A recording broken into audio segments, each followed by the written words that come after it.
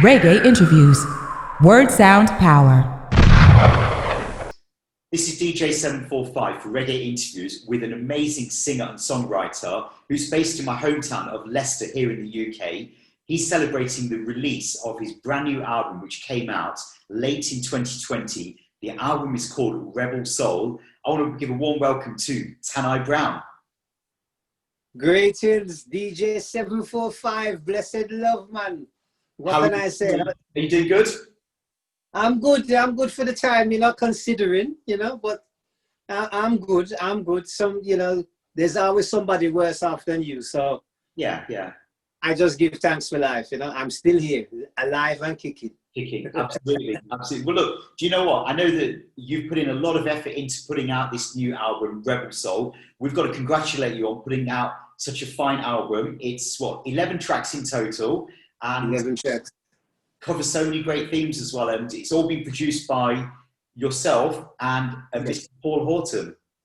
Yes. Mr. Paul Horton of X Productions, and I got to big up Paul Horton. I got to big up Zen, got to big up Rumi, got to big up Glamour Wayne, because it's all part of the same crew, group, entity, Yeah. Yes. I think that, we've been speaking about this album now for a good while, and I know that it's a collaborative project. Yes. And yeah, I know it's been a while, and I've been telling people, yes, it's coming, it's a come, and people say, when the album will come tonight, and all I can say is nothing happened before the time, and this is the time right now. This is the time. And, a lot of people have been saying to me, we need some good music like this tonight to be out there, man. We need it right now, considering what's going on, So, I'm feeling good with the reception that it has received, really, seriously. Yeah, because I was going to ask you that, obviously, the album came out, I think it was late in November. We had a virtual 27th of November, yes. Okay. You've been really busy promoting the album, and I know that the album itself has been getting some really positive feedback from virtually all four corners of the globe. I know that it's been played in the Caribbean islands, it's been played overseas in the United States, mainland Europe. Talk to the people about the feedback, the response that we've had. Lord, DJ 745, what can I say? I am so pleased with the response. It's been a bit overwhelming and humbling at the same time, for the response and the respect people have been giving to me for listening to the album, and I've been watching people's responses and their reactions, and everything has been positively good. I just cannot complain. And a lot of time, as a lot of work has gone into this project, and a lot of love, serious thing, and that's why I have to big up Paul Horton himself, because he produced this album when he was going through things himself, some personal issues as well, and man, the man pulled out the stops. Yeah. That's how I just say to people, tell me what you think, because it's what you think that really counts for me. I know what I've done. I know what I've put into it. I know if it's a good album or not, but it's what the people think more than what I think, so the response and the reaction has been really good and positive. I'm happy. I'm getting messages from people, I'm getting, emails from people, what can I say? It's just, the response has been overwhelming, and people have been giving their, like Ricky Trooper, big up Ricky Trooper, I was going to say, wasn't he the first person to play the album in Jamaica? He was. Wow. He showcased the album on his show on TBN, and the response has been so good. It went down so well, and I give thanks to him for giving it some time, and not just rushing through the album. He played nearly all the album. He played the whole album, you know, and what can I say? I give thanks. Big respect to, big, massive and large respect, you know, to Ricky Trooper, you know. Yes, I. Yeah, yeah. I mean, you know, the album itself, I mean, it covers so much ground because we're hearing so many different moods of Tann-I Browne. You know, we've got so many different themes. Yeah. Even the actual musicians and the way that the music's been put together, each song kind of like flows into one another, but it's all very individual in its own right. So, you know, as an example, take a song like Rebel Soul, which kind of has more of that acoustic vibe to it. Yes. You can then sort of go into another song, like let's say, for example, Warning, totally different kind of rhythm, but it all works really well together. Yes. And you see, myself personally, I kind of don't want to limit myself to just kind of everything to be samey or just all in one vein, you know, which, you know, makes me think what I'm going to be doing next. but you know, I've been writing, you know, in the first lockdown, I've been writing, trust me, and I've got some different things coming, you know. So watch this space. Yes. Watch this space. We're not done yet. We're not done. If you think so we're done, we just have come. Trust me. Okay. So, in putting together this album, what was it that you were hoping to achieve as an artist and a songwriter? What was the overall purpose for you that you wanted to achieve by putting out Rebel Soul? Well, the album itself has been a labor of love for me. It's surprising to many people. It is my first album. I've released singles, you know, over the years, but as an album, it is my first album. And as I've said to many people, I just want to take this to the world. I want the world to hear this, you know, and, you know, as I say to people, let me know what you think, you know, give me your feedback, you know, whether it's to my liking or not. You can't please all the people all of the time, you know, but, you know, with me and for people that know me, you know, I like to try and send some kind of positive message, you know. It's all about positivity with me, you know. As they say, the glass ain't half empty, it's half full. True. You know, that's my philosophy, you know. And so, you know, I just wanted to take this to the world. I want the whole world to hear this, you know. Yeah. Nothing about money, gain, anything like that. I want this to go out to the world, and you know, for the world to get some kind of benefit from it, you know. And you know, so far so good. You know, the feedback that I've been getting from people is that you know, it's doing some of the work that I hoped it would. You know, in terms of, you know, uplifting people, giving people, you know, inspiration and highlighting issues, you know, like the track Someday, you know, that is, you know, that's going out to ghetto people around the world, you know, who have the same story, who have the same aspirations, you know, of the things they want to do. And, you know, like I always say, you know, good people and good things come out of the ghetto. Look at Bob Marley. Sure. Come right out of Trench Town. You know, and, you know, what can I say? Good things come out of the ghetto, man. Good things come out of, you know, poor people, poor communities, you know.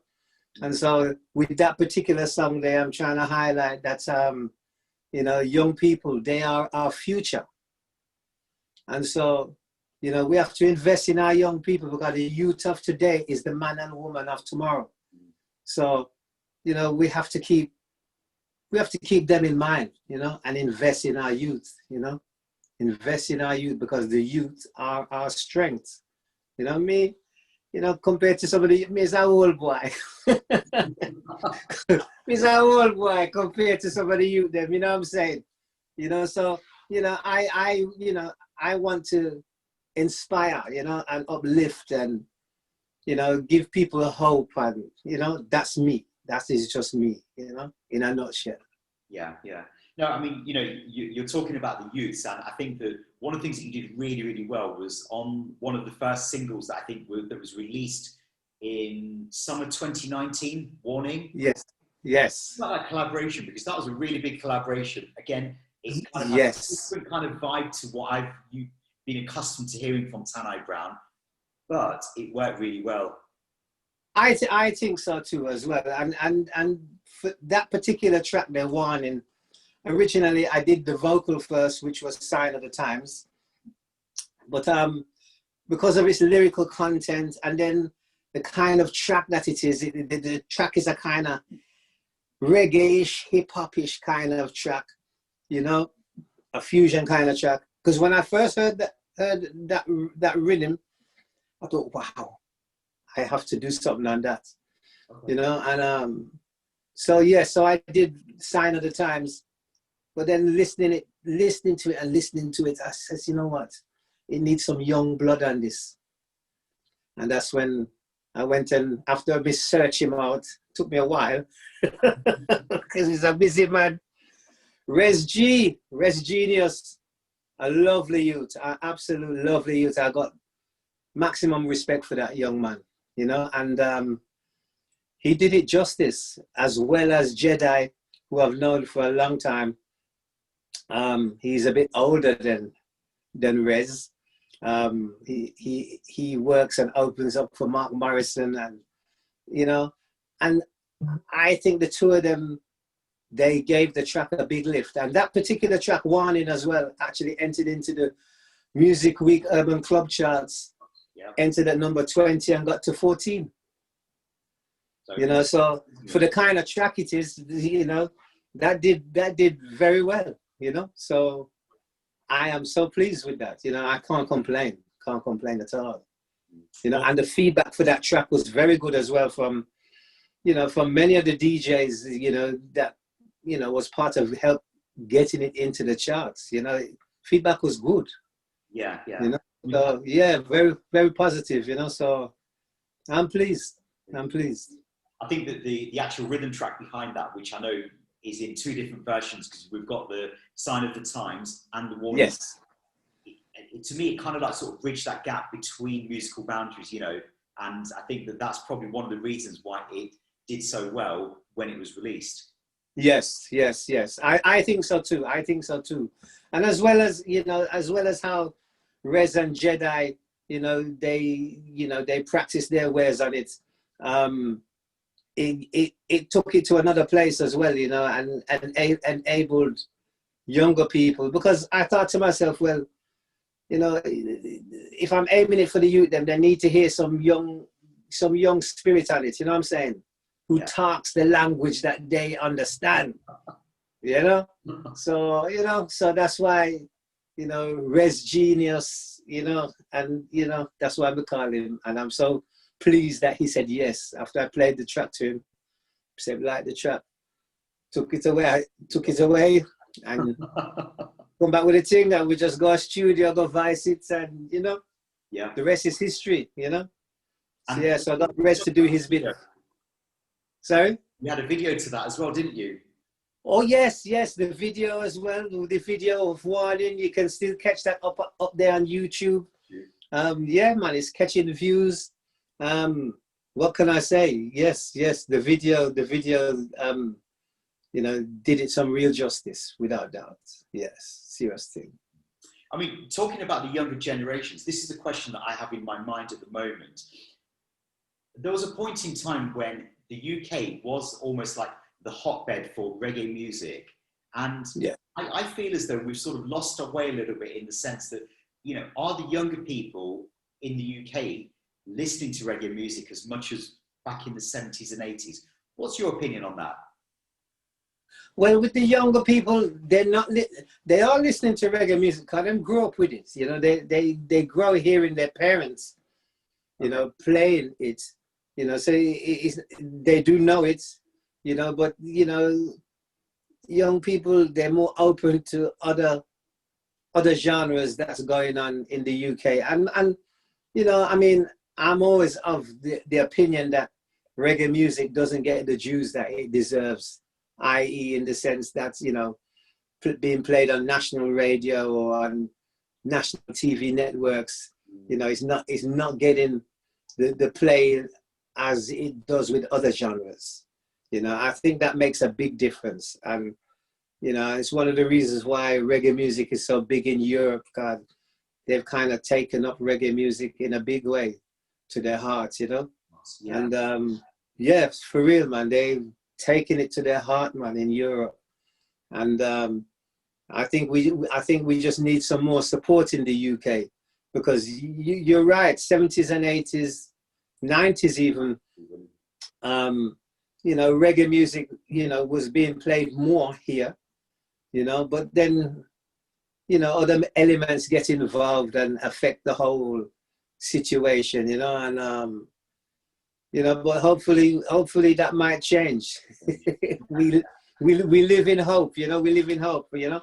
Yeah. Because reggae music, everybody loves reggae music. You know, they just need to hear it. And, you know, the testament to that is when summertime comes and they have all the festivals going and it's live reggae music, and you see the reaction of the people. They can't resist that. They can't resist that beat. They can't resist that sound. They can't resist that vibe that only reggae music brings to the table. No other genre brings a vibe like reggae music to the table, you know. And, you know, people could say me biased because I'm a reggae music man, but I love all kind of genres of music, from jazz to, you know, blues, but the real authentic jazz and blues, the old school, you know. But yeah, I like all different kind of genres, but reggae music is the music for me personally, you know. Yes. I mean, one of the things that I sort of noticed, certainly in the last probably decade, is that we don't seem to be seeing as many new reggae artists emerging, especially from the UK, compared to, like, I mean, I started listening to reggae really seriously probably around about 30 years ago, about 1990, and we don't seem to have that role of artists, you know, year on year that seem to be emerging. We do have one person that's on the album, Ras Demo, who's, I think, a very, very aspiring and a very, very talented artist who you combine with the album Rebel Soul. Let's talk about that combination. Reggae Music is the name of the song. Yes, reggae music alongside Ras Demo. And yes, I have to big up Ras Demo, man. The Ras Demo is extremely talented. And, you know, I mean, how I got to come to the conclusion of choosing Ras Demo, you know, I did a show somewhere, I can't remember if it was in Birmingham or London, dropped my son off and we stopped off at this place called Scandals. You know, where I'd go sometimes just to unwind a little, you know, from a long journey. And the DJ Scorcher run this rhythm called, I didn't know at the time, but me get to find out is the Armour rhythm. And it had Taurus Riley, Ibermar, there's a few other people as well, Alborosi. This was I think it, a Frenchy rhythm, wasn't it? Maximum Sounds. I'm not sure, but the night I heard it, I thought, yeah, man, this rhythm, because the rhythm actually is originally Bonnie Wailer's Armageddon. Yeah, I know the rhythm. Originally, you know, but they've kind of renamed it Armour Rhythm, you know, and then me hear Ras Demo, but I didn't know it was Ras Demo. We just hear this DJ just spitting out lyrics like, and I said, well, who is that? And me, I forgot to the DJ Scotcher, a good friend of mine from 19, long time. And him tell me who it is. And I went and downloaded it. Okay. You know, and found out it was Ras Demo. Yes, and then, you know, Shark Bass Management, you know, the CEO, Sirleen of Britain's Got Reggae, she had a link to his management. And so, you know, so we link up with the management, you know, and we converse and, you know, this, that, and the other, we do what we have to do, you know, and send the track to them, and him send it back, and we just went, yeah, man. Yeah, and I'm so pleased I got Ras Demo on that track, serious thing, and I got big respect for him. I big him up every time. Him know that. Him management know that. Yeah. Because like they say, that saying, the proof of the pudding is in the eating. And him just hot on the rhythm, you know what I'm saying? And I know you know, Ras Demo and, you know, things that he's done. And the man there is on fire, man. The man is on fire. And the man can ride any rhythm, you know? Any rhythm. I've not heard a DJ like him. Serious thing. Serious thing. Yeah, yeah. I mean, on the album itself, I mean, one of the other things I sort of remember is that a few years ago, we were at a session in Leicester. I think it was actually Mykal was performing live in Leicester. I think it was at the Music Cafe. And you gave me a little sneak preview of this forthcoming album back then. And that was one of the songs that really kind of stuck out in my head. The one with Rasta. That one stuck in your head? That one kind of stuck in my head. So I've kind of been waiting very patiently on the actual album to get released. So yeah, it's one of my favourite songs on the album. So we give thanks for that, definitely. Yeah, and I tell you, you know, it was a real struggle keeping the album close to my chest. If you know how much DJ and people, I was under some serious pressure, man. I wouldn't be surprised if I never fall out with some people. Them fall out with me because, oh my goodness, trust me, I did a really good job holding it to my chest, serious thing, because, you know, the album's been ready for quite a while, you know, but as you know, in this business, you know, timing has a lot to do with what you do and when you do it kind of thing, you know, and so I didn't want to just rush it out there, and which is why, you know, it kind of took a long time coming, you know, but then this situation was happened, the lockdown and all didn't help, you know, but then, you know, I had a chat with VP them and, you know, and they says, you know, Tanni, put it out, man. Yeah. Because a lot of people, they're at home right now, you know, and I suppose people need to hear some good music, you know. Yeah, something to uplift the soul. So I think the timing was exactly spot on. Yes, yes. And I'm glad I did, you know. I'm really glad I did, because I was umming and ahhing, shall I do it, shall I not, shall I do it, shall I not, you know, and yeah, I'm pleased I did it. You know, I mean, the video, I done the video about 2 years ago. Wow, okay, for Rebel Soul, that is. For Rebel Soul, yes, the Rebel Soul video that was done 2 years ago. Okay. Yeah, you know, so really well. You know, that video is doing really well on YouTube, isn't it? Yes, yes, yes, and you know, I've been getting a lot of comments on that video of the simplicity of it and the whole vibe of the song and the dancers, and you know, what can I say? You know, I'm just pleased with the reaction. I'm pleased with the response, you know, of how it's been received. It's been received very well, you know, because a lot of people don't know me still, you know what I'm saying? And, you know, it's been received well, considering, you know, so, yes.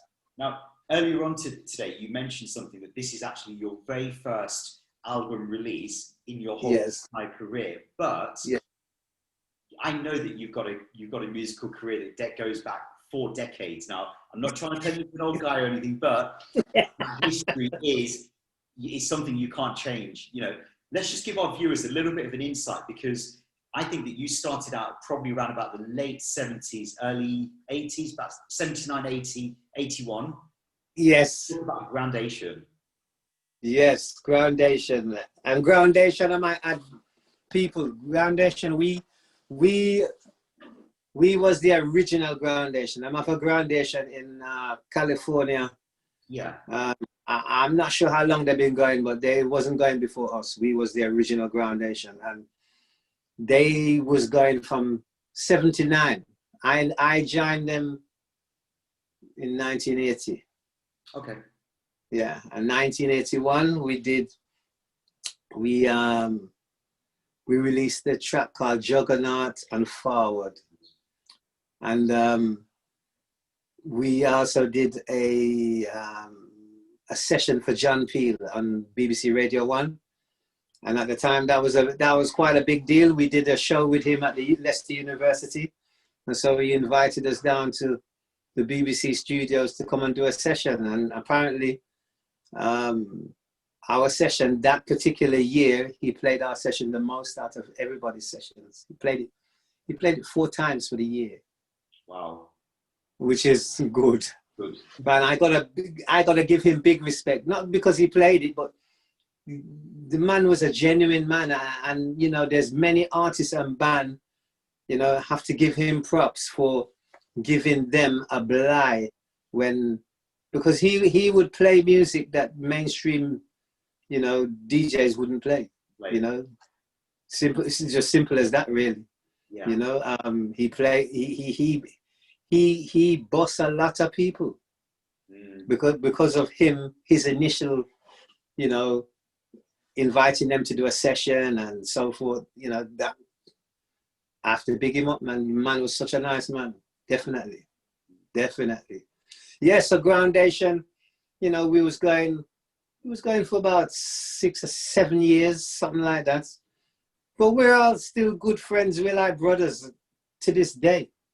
You know, one of them has passed away. Rest in peace, Ellis Paul. He was our keyboard player, and what a keyboard player he was. You know, the things that man would hear. You know, we wonder what he's talking about, but you know, when he put it all together, we say, "Yo, yes, I hate that." You know, so yeah, so Groundation. How I would describe Groundation at that time, we was a cross between Third World and man from Birmingham. Steel Pulse. Steel Pulse. I don't know how that kind of slipped the tongue just then, you know, but yeah, Steel Pulse. That's how we were described, you know, that we was a cross between Steel Pulse and Third World. Yeah. I might add as well, we supported Third World as well at the Queen's Hall University. Yeah, you supported Third World, didn't you? Yes, and we stole the show too. We stole the show too, you know? And yeah, it was an electric night, you know, a very electric night. But the band Third World, they were so nice to us, you know? Because we were just little youths then. In fact, they just come back from South America. It was when, now that we found love, it just bust all over the place, you know? And they were such nice people, no joke. Such nice people, very encouraging. You know, they gave us good advice, and, you know, it was a real good experience that I could never forget. And I'd love to meet them again. I'd love to meet them again sometime. Who knows? It might happen one day. Well, I mean, they're still making great music like yourself. And, what? You know, they just released, not long released an album, yep, you know, produced by Damian Marley. Yeah, man, I'd love to work with Damian Marley too, trust me. Yeah, the man's doing great things, man. But, you know, all of them are doing good things. All of them, you know, so, boy, you know, what can I say? We just got to keep reggae music alive, man. And just, you know, because the world wants to hear it. The world wants to hear reggae music, because reggae music is the only kind of music, in my opinion, that talks about everything and anything, whether it's to the betterment or detriment. Reggae music is like real life, you know, serious thing. Yeah. Yeah. So Tanni, one other thing that I wanted to talk to you about, you know, we've covered some of, well, I think we've just kind of like literally just touched the surface of the works that you did with Groundation, yes, people like Third World, but I also want to talk about the mid-1980s, Greensleeves Records, UK Bubblers. Yes. That was a good time, actually. I quite enjoyed that time with them, you know. A cousin of mine, it was a link through my cousin. He was the bass player for Reggae Regulars. Okay. And they were in the studio. They were laying some tracks for Greensleeves. They was doing over some Studio One rhythms, and so I went.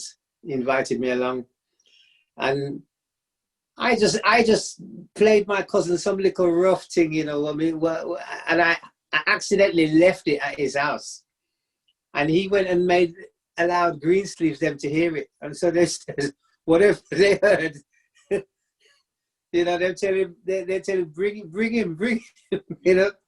So that's how I got in. It got in there, you know, and went to the Easy Street Studios, and there was Lane Rhythms, and some of the Saxon crew was there. Daddy Rusty, Sandy, Daddy Colonel, you know, Tippa, Irie. And so it kind of started from there, you know, and the first track I recorded for them was a track called Worries and Trouble. And in fact, I was the first person to ride that rhythm. And it was a day when we was in the studio for the whole day. And they were just having a break before they go back in again for lay some more rhythm.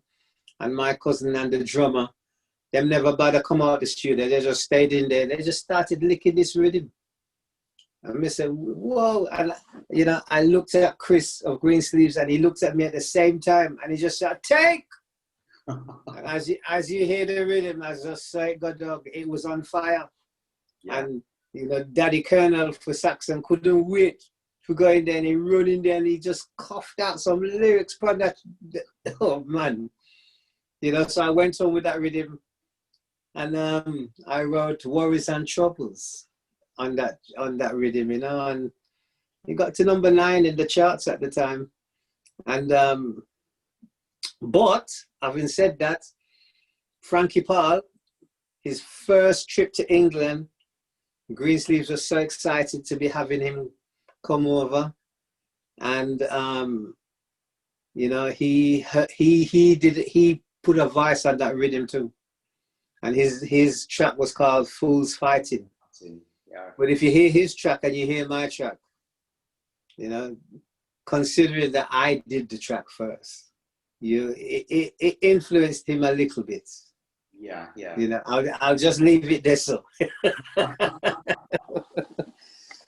You know, but yeah, but that track did a good round for me, definitely. And so I did Worries and Troubles, Cocaine, Mash Up Your Brain, Rude Boys, Gunshot Salute, and myself, Tippa, Irie, and Pato, Banton, we did the circuit up and down the country. Yeah. You know, and it was really good working with them guys as well. And I got to give Tippa, Irie big respect to that man. There is a hard worker. You know, being amongst them then, that's when I see now hard that man worked. That man is a hard worker, trust me. Yeah. You know, and you know, I got big respect for him. And you know, one weekend we was doing 2 shows, one in Wolverhampton, one in Birmingham. And me and Tippa left London to go to Birmingham. And Tippa car broke down on the motorway. And Pato Banton had to leave Birmingham and come down the motorway, come fetch me, come pick me up. You know, because we had a show to do. And, you know, and it's not like we was far from London. We was probably about 30, 40 miles from London. And Pato Banton left from Birmingham, you know, to come pick me up. Mm. But it was a good show when we got there. Good show. But I mean, yes. I mean, that's just an example, I think, of the unity that is there. Yes. Within the artist. Yes. There's unity, man. There's a unity, you know, and you know, I have to say it was really good, you know, working with them Monday, you know, serious thing, man. You know, Tippa, Irie, Pato Banton, really good guys. Serious thing, yeah. Because I think one thing that I'm sort of like recognizing is that a lot of people are not making that connection between your works with Groundation, the works that you did with Greensleeves UK Bubblers, and the works we've got now in 2021, Rebel Soul Artists. What can I say? You know, but with the help of the internet, people go and find out. If they don't already know, they're going to find out soon, man. Soon, yeah. You know, trust me. But yeah, you know, I've been in the business on and off for a number of years. You know, started with the sound system and then progressed into singing with Groundation. And then from Groundation, I joined another band named Oneness Progress. I was with them for a short while, and that's when, after that, I left and went to London and hooked up with Greensleeves then. Yeah. You know? Yeah. So, you know, it's been a journey. It's been a journey, I must say, you know. And, you know, not always been, what can I say? Not bad, but, you know, it's not always been to the liking. Then sometimes, you know, and you know, I had a little bit of disillusionment about what am I doing? Should I carry on? At one point, I even tried to put music out of my head, but it's a hard thing. As we say in reggae music, it's in my DNA, so I can't fight it. No. So me not bother fight it. Me just make up my mind. Me say, well, you know, I'm gonna sing till I can't sing no more, or I don't want to do it no more, and I can't see that happening. You know, so you know, what can I say? Me there, you're stuck with me. You're stuck with Tann-I Browne. So, focusing on the new album, Rebel Soul, I know that there's been a digital release, so it's available everywhere. So, you know, it's available on your Spotify's and the iTunes and yes, yes. Is there any particular part of the world where you're feeling the love for the album stronger than any other part? Not really, to be honest. Because you know, I'm finding out I've been building up fans all around the world, man. I said to my mother the other day, you know, and bless her, you know, my mother is 92 years young, you know. Okay. And I said to my mom the other day, I said, Mom, I've been around the world, man. She said, yeah. I said, yeah, you know, I says I want to take this album to the world, and been doing interviews, and the music is playing all around the world, from Texas to the Caribbean, Australia. You know, a friend messaged me the other day, said that his friend is a DJ in Australia, and he played in fact, he played reggae music. Okay. You know, yeah, in Australia. You know, I know I've got fans in Israel and Sweden and Japan. You know, so you know, I'm feeling the love right now. You know, I'm feeling the love, serious thing. Yeah. You know, so that's why I say I can't complain, because you know what I've said from the beginning, from the album done. They say, you know what, I want to take this album to the world, and the world have to hear this album. You know, serious thing. And let me just show you something, Shriek. This is what somebody did for me. Wow. And that's exactly what I said. Wow. They've just come on my yard, you know.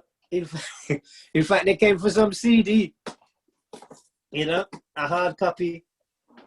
And he come with this big bag, and I'm wondering what's in the bag. And he pulled this out just before he's going. I said, T, this is for you. And I just says, wow. Yeah. Frame it and everything, you know, so. Must have put a smile on your face. Oh, it did, man. It was touching. It was touching. You know, you know, when you're not expecting something and something just lick you, and boy, if you not brace yourself, you could have fall over. But, you know, it was a happy moment, definitely. And a very humbling moment, you know, that, you know, a man could, I don't know, just think of something like that, you know what I mean? To just do that for me, you know? Yeah, it was touching. Very touching. Yeah. Yes. So, as far as the album is concerned now, what's the plans? Have we got some more videos in the pipeline? Yes, there's a video going to be coming out shortly for Can't Get You Out of My Head. Okay. Yeah. We're not done yet, man. We're not done yet, you know? We're not done yet. And, you know, I don't even want to talk too soon, but, you know, something else is coming as well. Okay. I've got two other things coming as well, you know. One of them's coming off the album still, but it's gonna be a remix, you know. I ain't even gonna tell you which track. I'll keep you in suspense. I'll keep you in suspense. But yeah, you know, we're working, man. The work not done yet. It's not done yet, you know. Okay. And yes, we are still full head long into this promotion still, you know. Yeah. So, you know, yeah, we're not done yet, man. We're not done yet. And I know that, you know, certainly talking to a lot of people locally here in Leicester, that we can't wait to actually have you live on stage again, doing what you do best. And, you know, I know. it's just a hard time right now for musicians, singers, and players of instruments right now. It's a hard time for them. And it's a hard time for the public as well, because, you know, the people want to go out and hear, you know, the kind of music that they, you know, they like, you know, and so, you know, it's a hard time, you know. Us most musicians, and all they want to do is go out and play. Right. Yeah. Yeah, for real, man. And so, cause, you know, you're not doing this just for yourself, you know. You know, you're doing it, yes, for the love, because it's what you love doing. You know, it's your passion, you know. But you know, I get, you know, what I get from performing is seeing people's faces, you know, and because, you know, when people come out to a show, we all have our share of worries, you know, and things that bother us, you know what I'm saying, that we're going through in life. But we come out for a few hours in a night and we just want to forget all that. Yeah, yeah. Just escape, you know, and have a good time. And in the mix of it, if we can get some upliftment and enlightenment and everything that is good, it's a bonus, you know? Yeah. And so, you know, so when I do my shows, I like to involve the audience in the show. I mean, I like to just stand up there and sing, you know, and go on like me great, and that's not me. I like to involve the audience in the show, you know, get them singing, and, you know, we converse with each other and basically have a good time together. Oh, exactly. You know, it's about we, you know what I'm saying? It's not about just me, because me I stand on the stage and I sing. No, it's about we, man, as a collective, enjoying each other's company, you know. And you know, when I've seen a full house in the place, it's humbling for me. People, you know, paying their money to come and see me. Yeah, man, it's humbling, man. And so I want people, when they leave, that they know they had a good time and they can tell their friends who didn't come, you know. So yeah, and I've performed in a house that's half empty, you know. And like I would say, if I'm singing to 20 people, 200 people, 2,000 people, you're getting the same show from Tann-I Browne. Absolutely. Same show. Yeah. Well, look, I should really give thanks to you for spending some time talking to us here at Reggae Interviews about the brand new album, Rebel Soul, which I know is out everywhere on digital release. Is there Yes. physical CDs?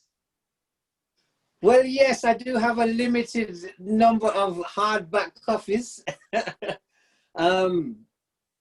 Yes, we're working on that. But we do have some hardback copies. In fact, let me just pull one out and show you.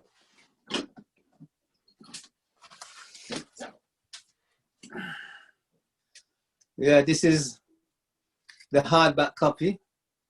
These, to be honest, these were mainly for promotion, but because we're not out on the road, you know, but they are selling. They're in a few selected shops. Okay. In the Midlands, in Birmingham, Leicester, Stavanger, Cultural Products, in Nottingham, Natty's shop in town, Natty's Cultural Shop. You have some hard copies. But if you want to find me, you know, you can find me on the Facebook.